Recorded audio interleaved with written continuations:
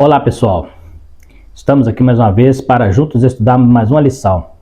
Desta feita, o Salmo 116, um hino de louvor do salmista Davi, quando ele estava com uma provável enfermidade que quase o levou à morte. Estaremos trabalhando a teologia deste salmo e também falando sobre como Davi foi grato a Deus pelo seu livramento. Se você quiser saber um pouco mais, fique conosco até o final do vídeo e estaremos tratando esse importante assunto.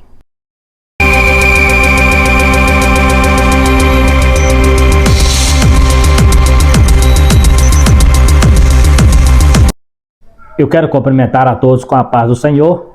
Sou o presbítero Marcelo, congrego na Igreja Evangélica Assembleia de Deus. Estamos comentando aqui no canal a lição de adultos e a lição de jovens. Estamos aqui toda semana lançando os dois vídeos. E agora estaremos trabalhando a lição de jovens, mais um salmo. Como nós falamos bem no início do trimestre, que o comentarista ele escolheu alguns salmos aleatórios para estarmos estudando, né? E dessa feita estaremos falando sobre o Salmo 116, né? Que é um salmo de livramento e ação de graça, né? E vamos aprender, como está aqui no meu quadro aqui, a gratidão é algo sublime, né? Estaremos falando um pouco dentro desses dois temas principais, o livramento de Deus e a gratidão do salmista.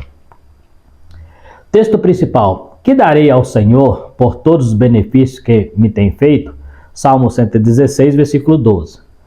Resumo da lição: o exercício da virtude de gratidão é uma ação vertical para com Deus e ao mesmo tempo uma ação horizontal para com o próximo.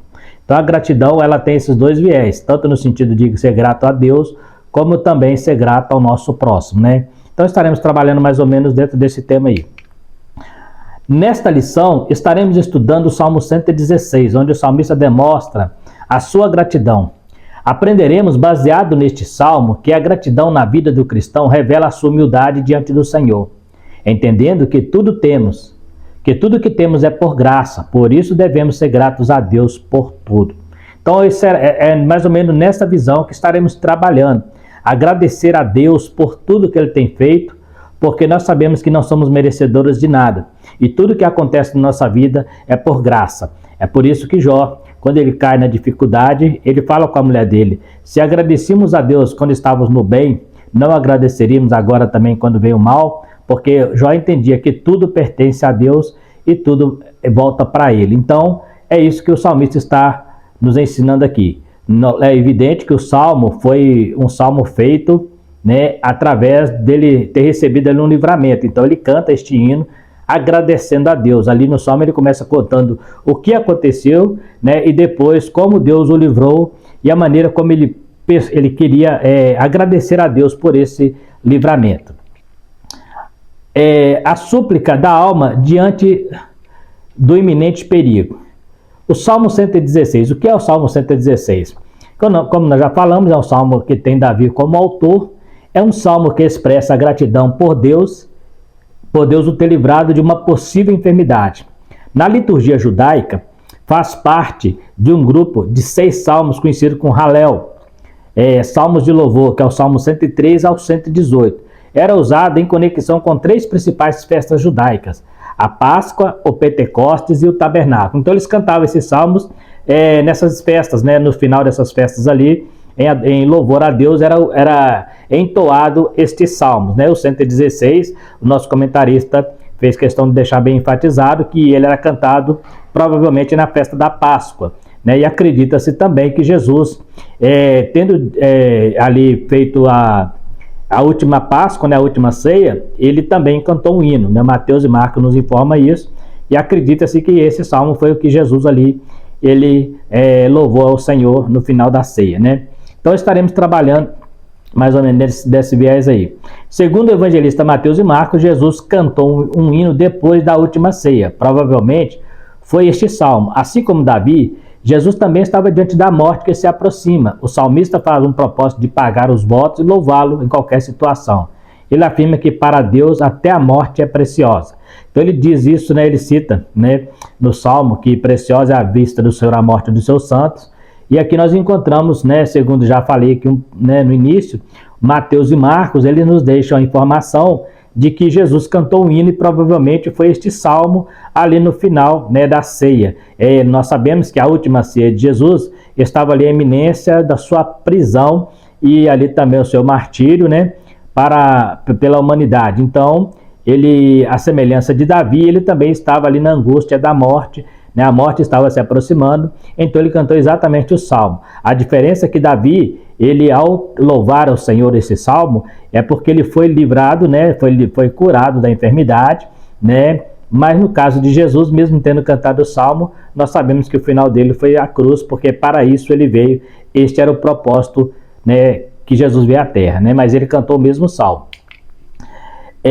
Cordéis da morte e angústia do inferno. Então ele usa pressões bem fortes, né, o salmista, para especificar ali a sua dificuldade, né, o seu problema, né, e ele fala sobre cordéis da morte. A palavra cordéis, em algumas traduções aparece angústia da morte, tem significado metafórico, é um termo usado no hebraico em relação aos credores que prendiam os seus devedores para garantir que pagasse a dívida. Por isso a gratidão do salmista diante de uma situação sem saída. Então a gente vê aqui que o salmista, ele usa esse termo, um termo que era muito usado quando alguém tinha uma dívida, né, com o credor, e ali ele era amarrado, né, e levado ali, e feito uma prisão dele, e ele ficava ali até pagar. Jesus cita inclusive a situação do credor impassível, né, uma parábola, né, e fala amarrai-o, né, e julgai nas trevas exteriores. Então essa palavra amarrai, que aparece lá no Novo Testamento, é a mesma palavra cordel, né, que aparece no Velho Testamento, no sentido de amarrar alguém para que ele pague a sua dívida. Então o que Davi estava dizendo?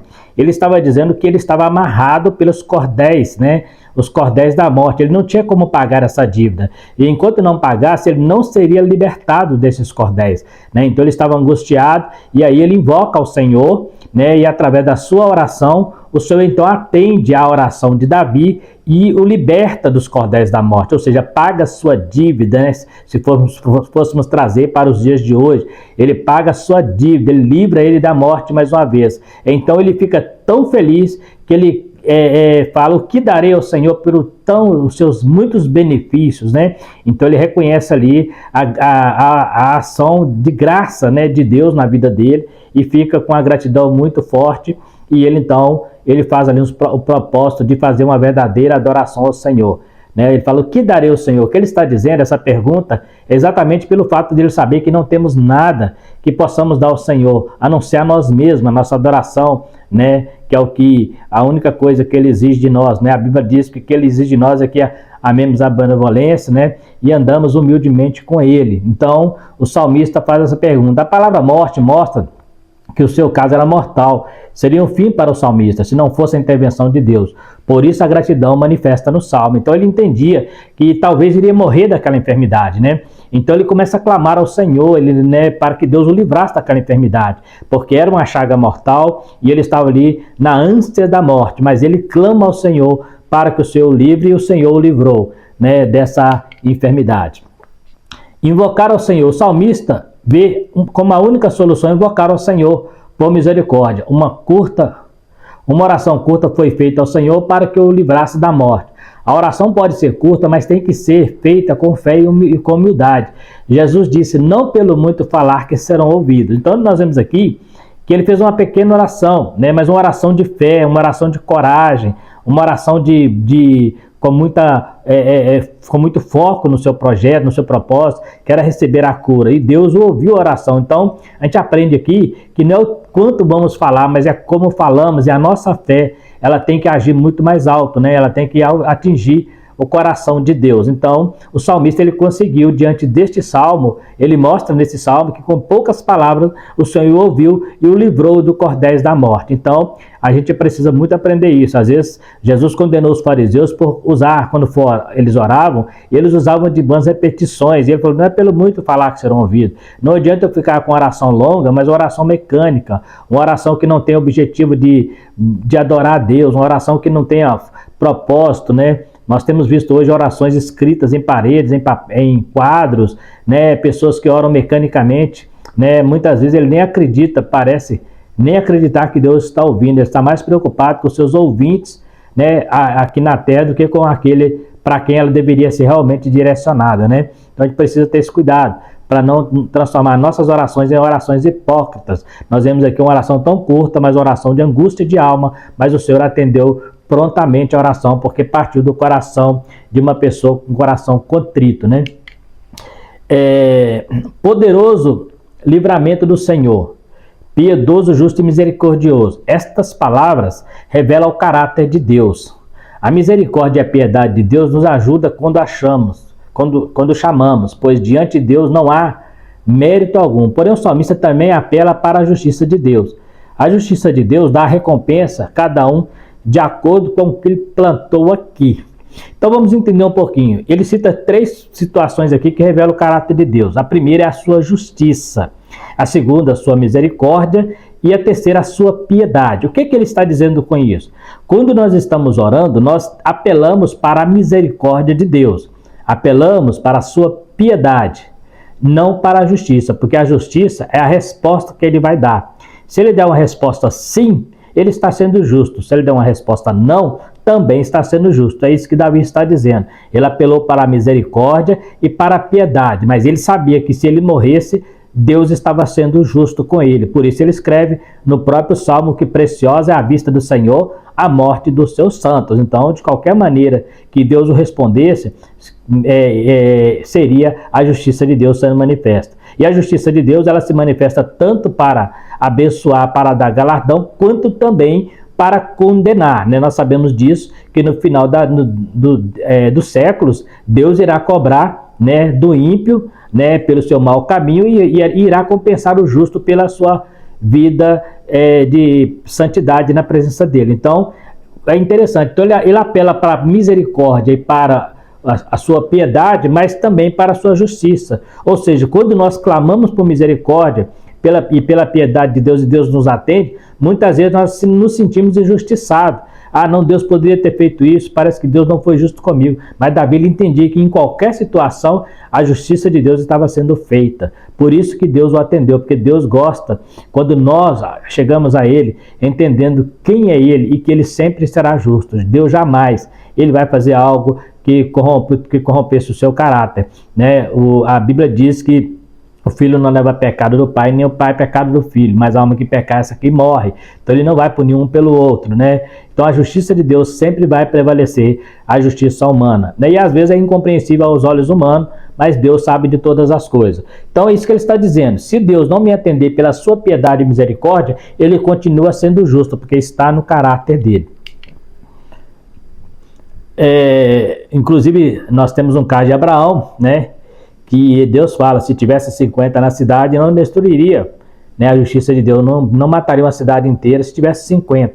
Então a gente vê ali Abraão mostrando, ele apelando para a misericórdia de Deus e ao mesmo tempo para a sua justiça, né? Deus não puniria alguém, uma cidade inteira, se tivesse ali 50 justo. Mas como só tinha 3, né, que nós conhecemos ali, é o caso de Ló e suas 2 filhas, então ele preferiu tirá-los, né, e punir a cidade. Agora vai fazer com este mundo. Este mundo está cometendo pecado, as pessoas estão fazendo as coisas achando que está tudo no esquecimento. Deus está sendo misericordioso, está sendo piedoso com a humanidade. Mas quando ele manifestar a sua justiça, ele vai tirar a igreja e o mundo vai provar da ira de Deus. Então, enquanto estamos agora aqui, neste momento, somos alvos da graça de Deus, alvos da piedade, da misericórdia de Deus.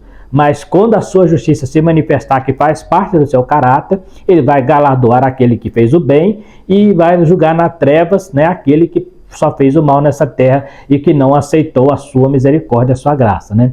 Então nós vemos aqui, o salmista entende que a vida pertence a Deus e o homem diante dele é mentira. Esse é um termo pejorativo para insignificância. Ele está dizendo que o homem é insignificante, né? Que o homem é como se fosse algo falso, algo mentiroso, né? Mas ele está usando na figura de linguagem, na figura pejorativa, dizendo que o homem é insignificante, que Deus é a verdade, né? O Salmo nos mostra que não temos nada para retribuir a Deus, a não ser a nossa adoração. E ele usa alguns termos, né? Tomarei o cálice e pagarei os meus votos. Mesmo a morte dos santos é preciosa diante do Senhor. Isto não quer dizer que Deus quer que morram os seus santos, os seus, mas que a morte nos aproxima mais dele. Então, o que ele está dizendo é o seguinte: quando morre um ímpio, né, o céu perde, o inferno ganha. Mas quando morre um salvo, o céu ganha, o inferno perde. Então é preciosa para o Senhor. Ele não está dizendo aqui que ele quer que os seus santos morram, mas quando morre, está aproximando mais dele, está caminhando para os braços dele, né, está caminhando para a eternidade com ele. Então, para nós, como diz o apóstolo Paulo, é lucro, né, viver. A morte para nós é lucro, porque nós, quando morremos, passamos desta vida para a eternidade, livre do pecado e vivemos para sempre com Deus. Então é isso que o Salmo está dizendo: preciosa é para o Senhor quando um santo é levado ao céu. Quando Estevão estava sendo apedrejado, Jesus se colocou de pé para recebê-lo, né? Mesmo sendo mártir ali, sendo vítima de falsa testemunha, de crueldade, mas para Deus era uma vida preciosa que ele estava recolhendo naquele momento, né? Experimentando o favor de Deus. O salmista se propôs a adorar o Senhor diante do livramento, fazendo uma aliança de pagar os votos e tomar o cálice da salvação. Este cálice era provavelmente a oferta de libação estipulada em Números 28, versículo 7.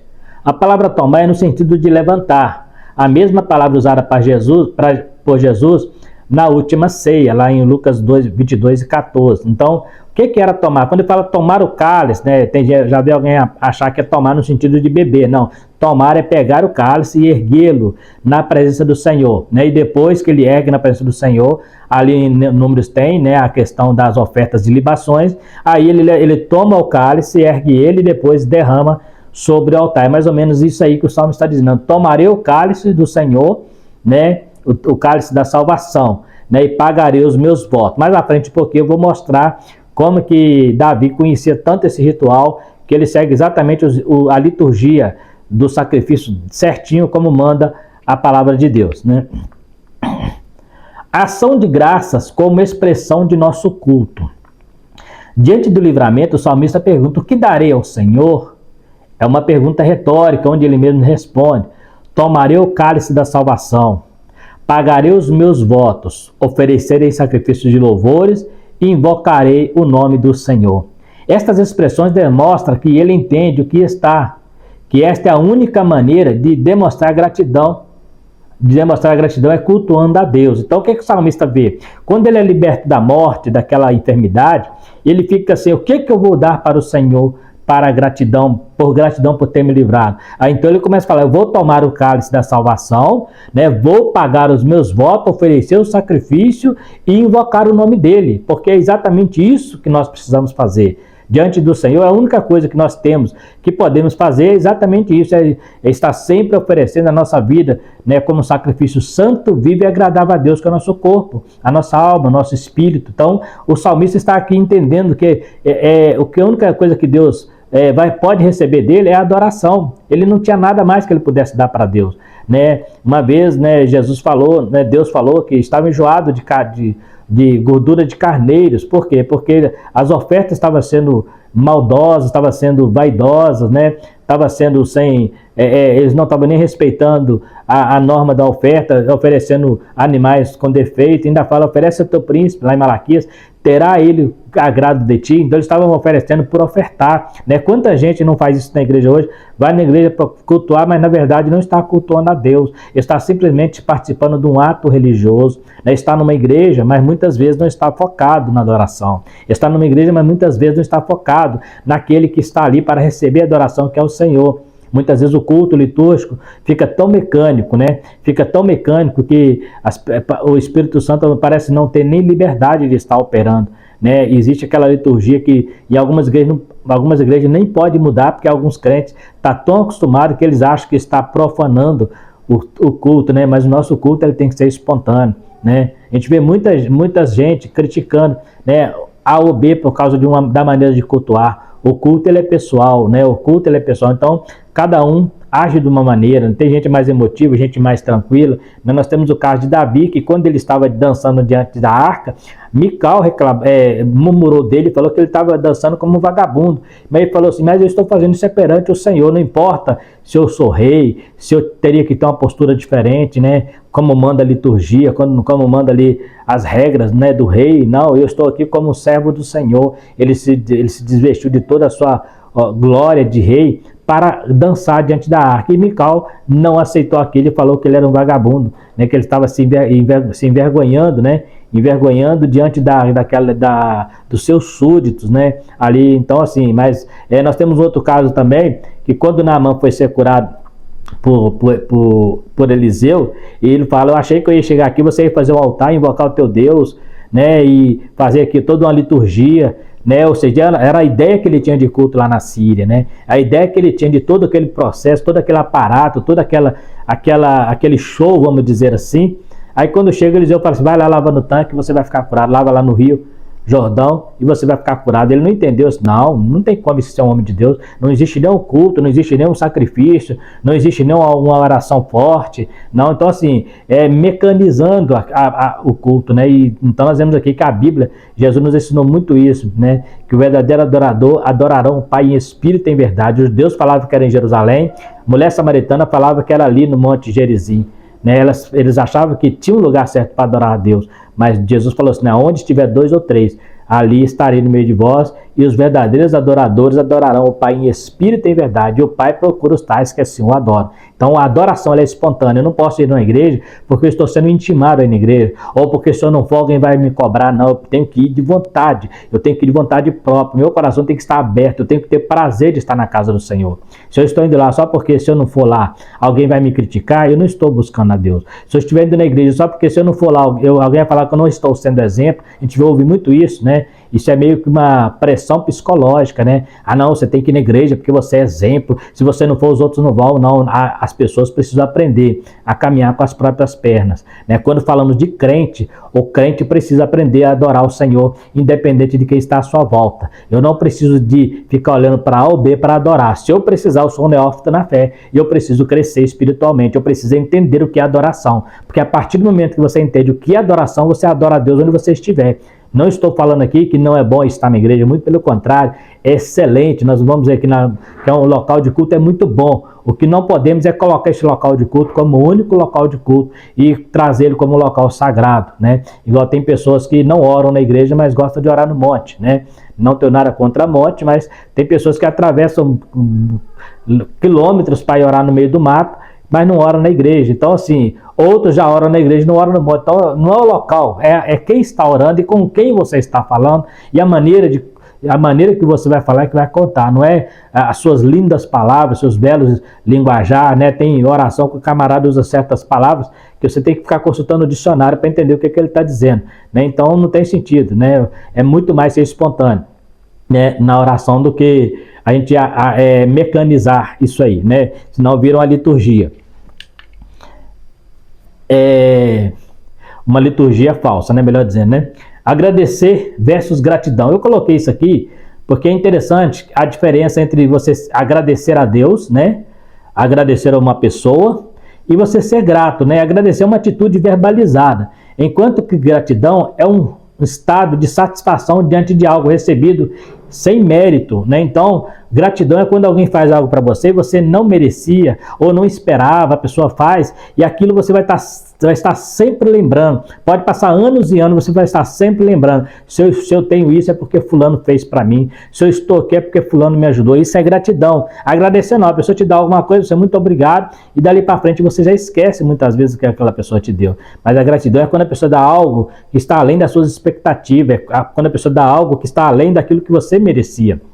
Aí você se torna uma pessoa grata, né, pro resto da vida. Envolve no cunho teológico o nosso sentimento de dívida por Deus ter exibido a sua graça em nós. Somos todos devedores a Deus.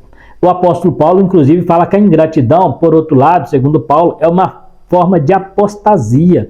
Então é para você ver, Deus fica tão feliz, né, com a nossa gratidão, porque eu vou estar sempre grato. Então, isso que o salmista está dizendo, se ele morresse, ele sabia que ele tinha motivo para agradecer a Deus mesmo na morte. Por isso que ele fala que mesmo na morte é precioso para o Senhor, o servo dele. Então, a gratidão é você ter um sentimento de estar sempre lembrando, eu estou aqui porque Deus me resgatou, eu estou aqui porque a graça de Deus me buscou, eu não estou aqui por meu mérito, não foi eu que procurei, não foi eu que o busquei, ele que me buscou e me achou perdido e me trouxe ao redil. Então isso é gratidão, é você reconhecer o Deus da sua salvação, reconhecer que tudo que você tem não é mérito seu, mas é graça de Deus e misericórdia, é o seu amor, a sua misericórdia, a sua piedade que vai estar sempre em voga, né, nesse quesito. Quando você é grato a Deus, você vai estar sempre lembrando. Quando alguém falar assim, você é um bom crente, não, eu sou bom, é só um, que é Deus, porque é a misericórdia dele que me transformou, né? Antes eu era um pecador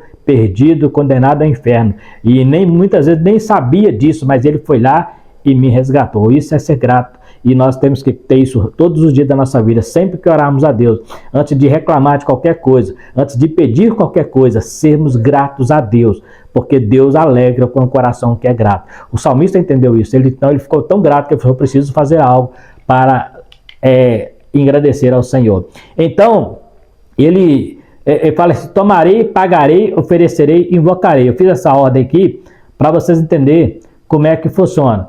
Vemos aqui que o salmista segue os ritos do culto judaico. Quando os judeus ofereciam sacrifício, eles tomavam a oferenda, né, ali que seja o vinho, né, no caso da libação, o cordeiro ele tomava, né, erguia, né, colocava sobre o altar, o vinho era derramado, o líquido, né, a libação, colocava sobre o altar, ou seja, pagarei, estou entregando, né, então ele pega ali o cordeiro, levanta, toma ele, entrega, né, estou entregando, derramando sobre o altar, oferece, né, agora ele oferece a Deus, e depois que ele oferece tudo aquilo ali, ele invoca ao Senhor.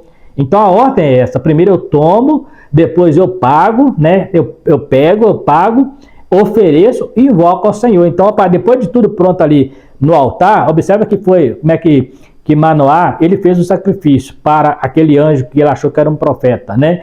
Ele pega ali um cordeiro, ele manda colocar sobre o altar, então ele toma, ele coloca sobre o altar, está ali o cordeiro que era de Manoá, entregou, né? Aí depois o Manoá assim, agora oferece ao Senhor, ele vai e queima ele, oferece, e ali o quarto passo seria invocar o Senhor, e Davi segue exatamente os mesmos rituais. Então nós aprendemos isso para nós também, né? Nós precisamos tomar nosso coração, a nossa oferta, que seja a nossa vida, tomar, pagar ao Senhor. Por quê? Porque pagar no sentido de entregar, de entregar para o Senhor, né?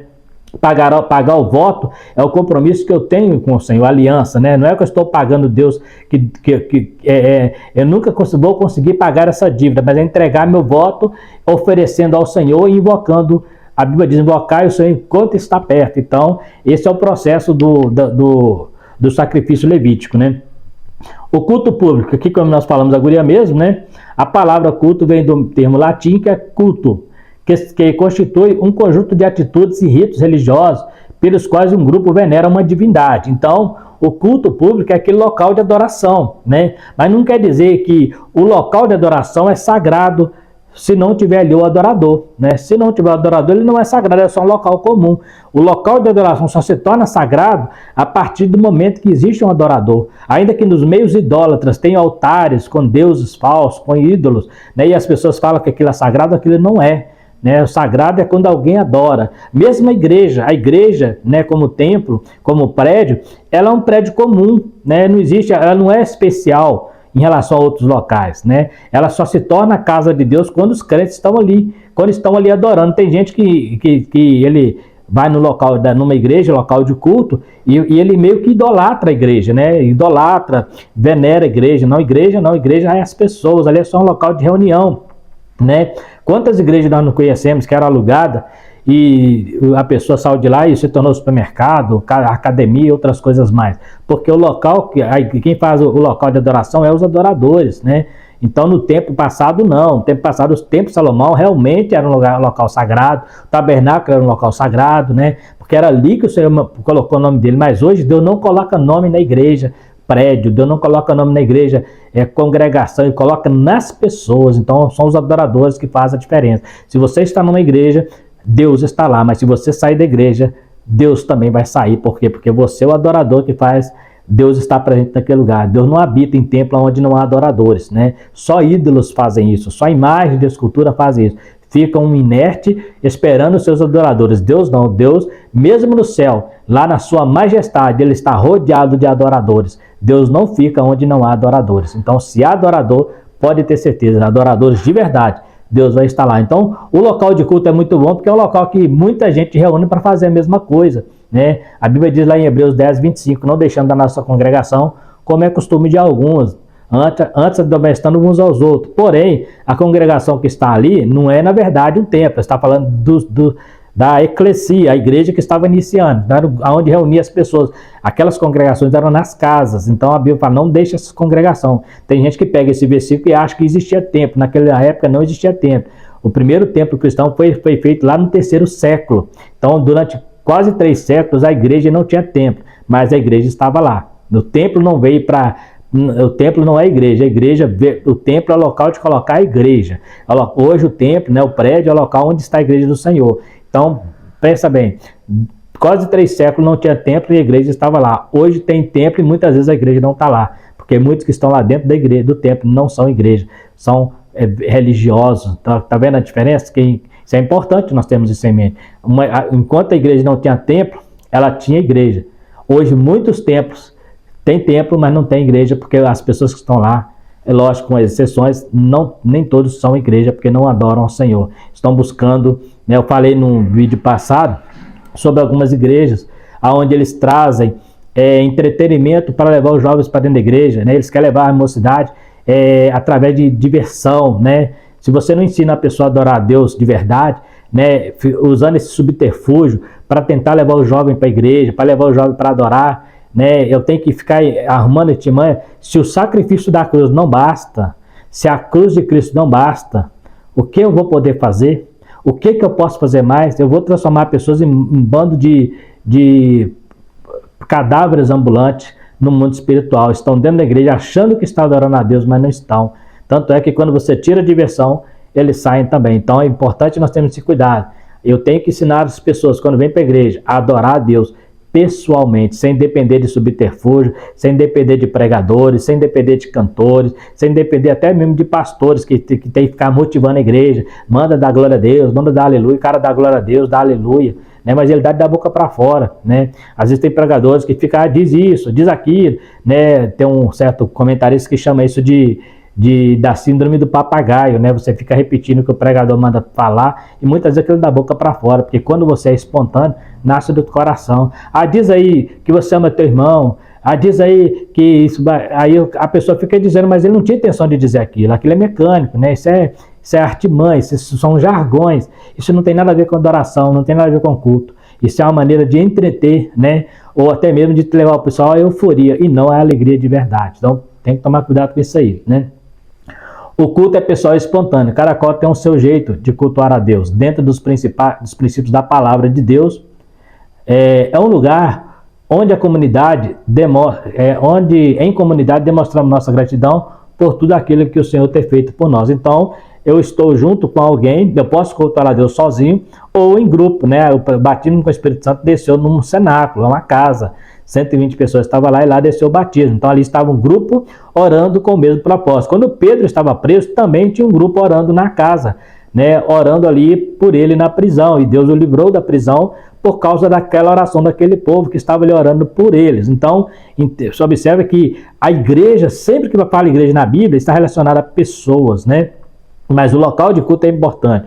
E isso é bom ressaltar aqui também, que só porque a gente fala que a igreja não é casa de Deus, porque não é, a gente sabe que não é, a igreja não é casa de Deus são as pessoas, mas isso não dá o direito também de desrespeitar o local de culto. O local de culto deve ser reverenciado, deve ser respeitado sim. Não pode ser venerado como se Deus estivesse só lá. Porque tem gente que entende assim, que acha que para adorar a Deus tem que ser só na igreja. Não, mas deve ser respeitado. Qualquer local de culto deve ser respeitado, independente de do que está sendo cultuado. A gente precisa entender que vivemos num país laico, então nós temos que respeitar qualquer local de culto, né? O que nós não podemos respeitar é qualquer divindade, nós respeitamos a Deus, né? Mas o local de culto, a nossa lei dá o direito da pessoa cultuar ao Deus que ele quiser. Então a gente precisa ter cautela, ter cuidado também para não entrar nesses pormenores que não tem nada a ver. Eu estou falando de local de culto. Quando se trata de adoração, o único Deus é Jeová, o nosso Senhor, né? Então, é importante entender que o local de culto é um local onde, né, é uma palavra que surge do latim, né, que significa local de adoração, né, que é onde tem a liturgia. Cada igreja tem um jeito de adorar, né? Tem gente que tem uma igreja que adora de um jeito, a outra adora do outro, aí tem gente que fala, não, tem que ser desse jeito. Fica igual os judeus e os samaritanos, é aqui que adora Deus, não é lá que adora Deus. Ah, você disse que é lá que Deus falou, mas é aqui que Jacó bebeu a água. Né? Ficar aquela briga de religião, aonde Deus está, né? E Deus no meio daquela confusão, Deus não entra nessa confusão. Jesus vem e quebra isso, fala, olha, não é lá e nem aqui. Não é do seu jeito e nem do jeito dele, mas é espontâneo, tem que partir do coração. Deus procura verdadeiros adoradores, né? A nossa conclusão, nesta lição aprendemos sobre como ser gratos a Deus por todos os seus benefícios para conosco. Aprendemos que Deus é justo, piedoso e misericordioso. O Salmo nos mostra ainda que mesmo em nossa insignificância o Senhor nos amou e recebe a nossa adoração como um cheiro suave diante dele. A gratidão é demonstração de um coração humilde. Por outro lado, a ingratidão é símbolo de um coração orgulhoso e arrogante. Então, como eu citei aqui, inclusive na tela passada, aqui, né, anterior, sobre o Paulo chamar, quando ele lança uma lista de pecadores, né, que são os pecadores apostatas da fé, apostasia, aparece lá que ele fala caluniadores, ingratos, profanos, né? Então ingratidão aparece na lista de Paulo como apostasia, né? Então quando a pessoa é ingrata, ele é um apostata, porque ele não consegue agradecer a Deus pelo bem que Deus fez a ele.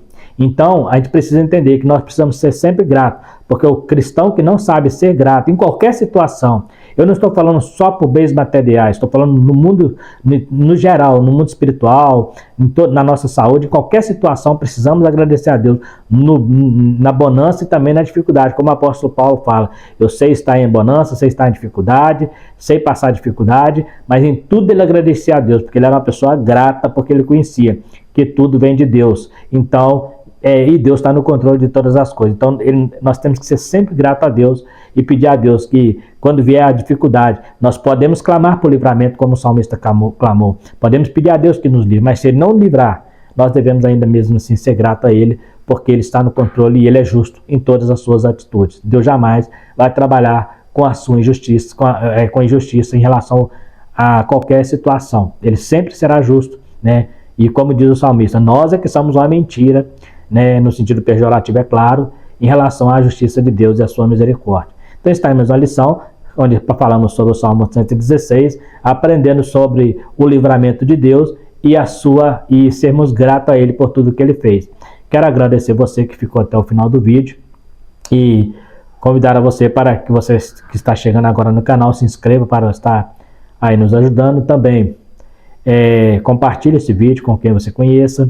Dê o seu like para estar, né, divulgando também e também ativando o sininho para receber as notificações das próximas aulas que estaremos lançando aqui. Se tiver alguma dúvida também pode estar fazendo as perguntas no comentário abaixo, logo, né, para frente estaremos respondendo dentro da medida do possível. No mais, quero agradecer a todos vocês, fiquem todos com Deus e até a próxima lição, se Deus quiser.